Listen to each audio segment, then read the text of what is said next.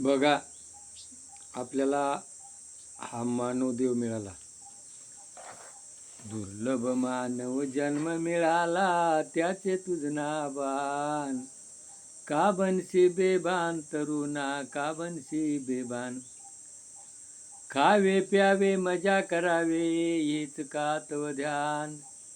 तवा शेव जगतो बघ हे संस्कृतीचे थैमान. बघा, मनुष्याला हा मानव देव मिळाला. बघा, ह्या देहामुळं हा देह नाशवंत आहे, क्षणभंगूर आहे. पण तेवढ्या वेळात ह्या देहाकडून आपल्याला काय करायचे? साधन करायचे. बघा, या देहापासून मनुष्य काय करतो? भक्ती करतो. ह्या देहापासून परमार्थ करतो. ह्या देहापासून माणूस काय केला? शोध लावले, विज्ञानाचे शोध लावले. माणूस चंद्रावर गेला, समुद्राच्या तळाशी गेला, अनेक शोध लावले. पण मी माणूस आहे, माणसासारखं जगायला विसरला. बघा, पशु ते काय पाप पुण्य जाणती. पशु आहे ना, पशु ते ऋतूकाळी वागतात, त्याला ऋतू कळतो. माणसाला काहीच कळत नाही. माणसाच्या डोक्यात काय भरलं आहे? स्वार्थ. हे 6 विकार आहे. आणि 6 विकारापायी मनुष्यानं काय केलं? या देहाची मातेरा करून टाकला. आणि मग त्याला काय लागतोय? नियम. खाणं पिणं, जेवणं, झोपणं. आणि या स्वार्थापायी मग त्याला काय होतो? आजार, रोग.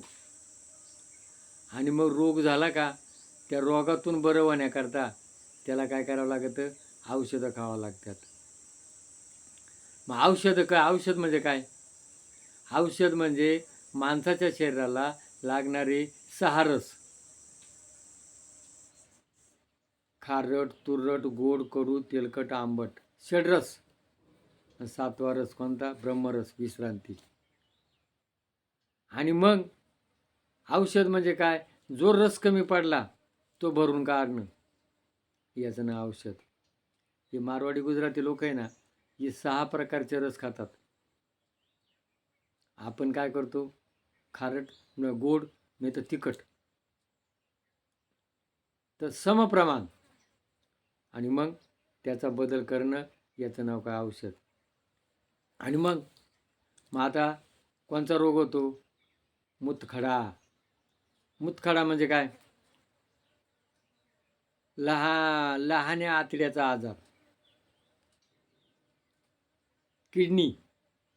आणि ती किडनीमध्ये घाण अटकली जाते आणि मग ती खडे तयार होतात.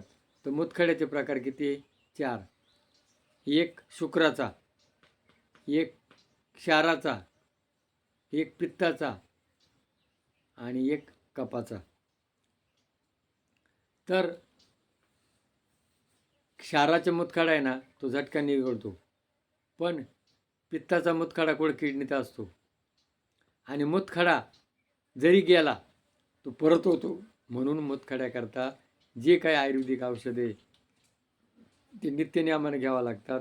थोडा व्यायाम करावा लागतो. पाण्याचं पथ्य, खाण्याचं पथ्य. मग मूतखड्याकरता काय काय औषध पाहिजे? अगदी सोपं औषध आहे आणि जंगलात ते मिळतंय बी. आता डॉक्टर काय म्हणतात? मूतखडा झाला का पाणी भरपूर प्या. अरे पाणी प्या म्हणजे काय करा? पाणी तहान लागले तरच पाणी पिईल ना, भूक लागली तर खाईल. आज काय झाले? रोग का होतात नाही का, सारखे खातच राहतात. म्हणून गीतेमध्ये काय सांगितलं? किती खावा, कसं खावा, कवा खावा, आहार विहारयुक्तच. तर आज काय झालं? जनावरवाणी म्हणून तर रोग म्हणजे काय? खाल्लं किती आणि ते पचवलं किती, आणि जे शिल्लक राहतं त्याचं नाव रोग. म्हणून आहाराचा नियम दिलेला आहे. काय? माणसांना दिवस आणि रात्र मिळून किती अन्न खावा? सोतुरम. म्हणजे एक वेळेला पावशर, अर्धा किलो. आणि मग वजन मापायला नाही ना जवळ, तर ज्याची जेवढी ओंजळ असेल ना, त्या ओंजळीमध्ये जेवढं मावल ना तेवढं त्याने खावा. म्हणून जैन साधू आहे ना, ते काय करतात?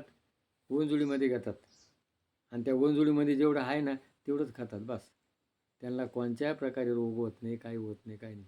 आपण नुसतं खातच राहतो आणि मग ते पचत नाही, त्याचं नाही होतो रोग.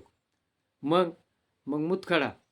मग मुतखड्याकरता काय केला, मी जे बोलतोय ना, तर तुम्हाला जर ऐकायचं असेल तर तुम्ही काय करा, पेन डायरी जवळ घ्या.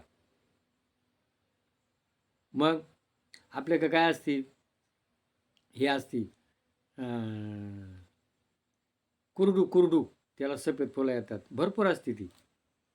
कुरडूची भाजी जर खाली, मग कुरडूच्या अंगी काय, रेचकपणा, कुरडूच्या मुळ्या, कुरडीचे बी, कुळासना, काटे असतात त्याला, त्याच्या मुळ्या, काय त्याचे बी, कुळासना, कुरडू, आगाड्याचे पानं घ्या, कवळे कवळे, किंवा त्याचे मुळ्या घ्या, त्याचे लाकडं घ्या.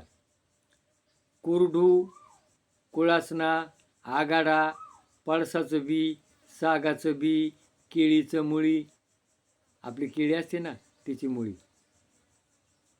आणि हे जे 5-6 पदार्थ आहे ना ते धुवून घ्यायचे आणि त्याचे वाळवायचे आणि त्याची पावडर करायची. 1 चमचा पावडर आणि 1 चमचा मध. सलग जर 8 दिवस जर घेतलं ना, मुतखडा विरघळून जातो. मग दुसरं काय, ते निंबू असतं पा, त्याला माळून घेऊन निंबू माळतं, त्याची खाप करायची. कलमी सोडा 1 चमचा, 1 चमचा खडीसाखर आणि त्याचं सरबत करायचं, ते पिऊन घ्यायचं, मुतखडा विरघळून जातो.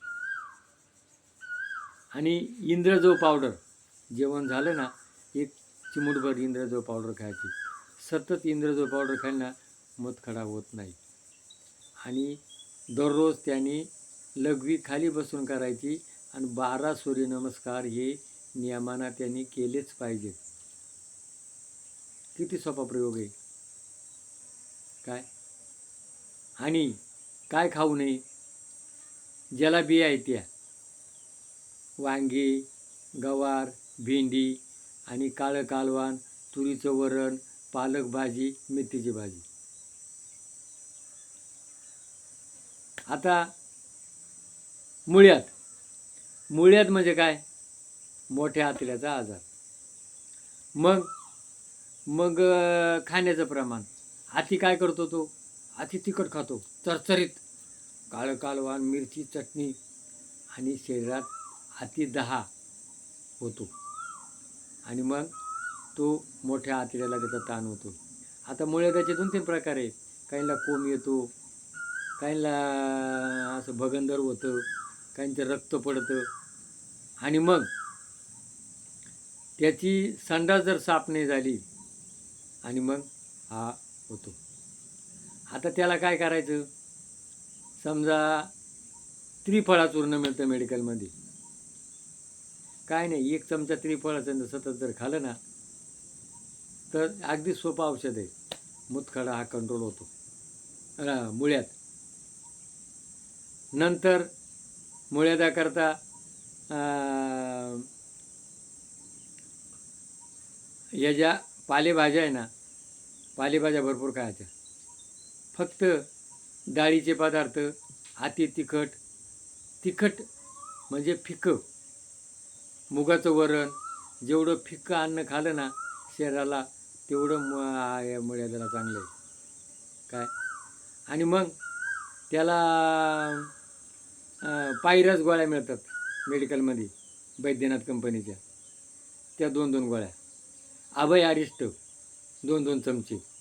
आणि मेडिकलमध्ये काय मिळतं, कैलास जीवन, काय कैलास जीवन जर लावलं ना थंडावा येतो काय.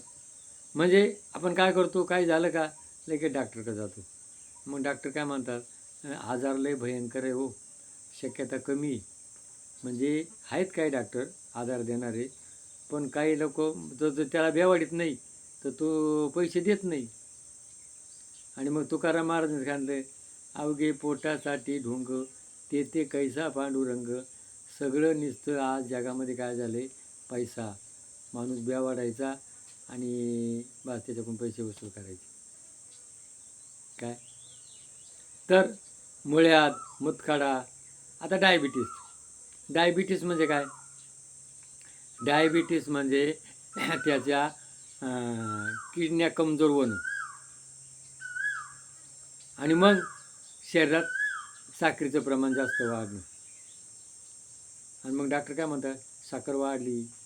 आता डायबिटीस जर झाली ना, त्याचे लक्षणं हातापायाला मुंग्या येतात, चक्कर येतात, भूक लागत नाही, लागली तर सारखी भूक लागते, संडास साफ होत नाही, सारखी सारखी लघवी होती. आणि मग त्याला काय आहे? शेवगा,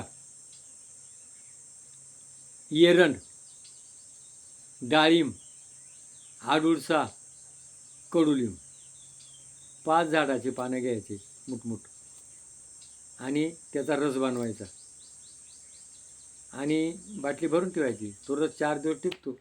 सकाळचे उठल्या ना 1 कपभर जर पिला ना, बघा हे जे औषध सांगितलं नाही मी, हे औषध कशाला चालतं?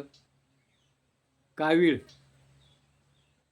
डायबिटीस, हृदयविकार आणि भूक लागणे. मी 2-3 पेशंटला सांगितलं ना, त्यांनी सांगितलं आम्ही नीट झालो. घ्या टिपून.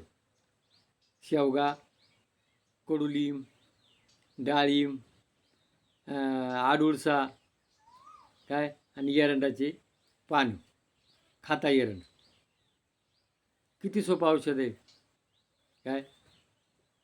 आणि काही गोष्टी आपल्याला अगदी सोप्या आहे, पण सांगणारे सांगते नाही आणि याला करायला वेळ नाही. याला काय लागतं? रेडीमेड. काय आता पोट साफ होत नाही,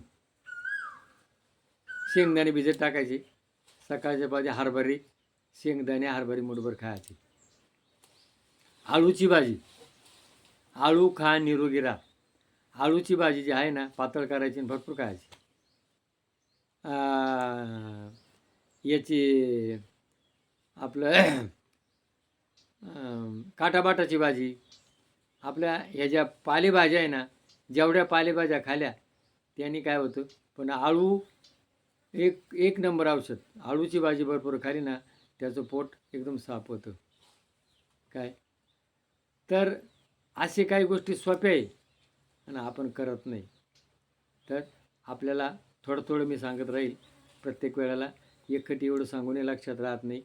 आणि मग कृपा करून फक्त काय करा, व्हिडिओला क्लिक करा, सदस्य व्हा. क्लिक केलं ना तर मलाही सांगायला बरं किती सदस्य झाले हो. नाही सांगितलं तर मलाही उरूप राहत नाही.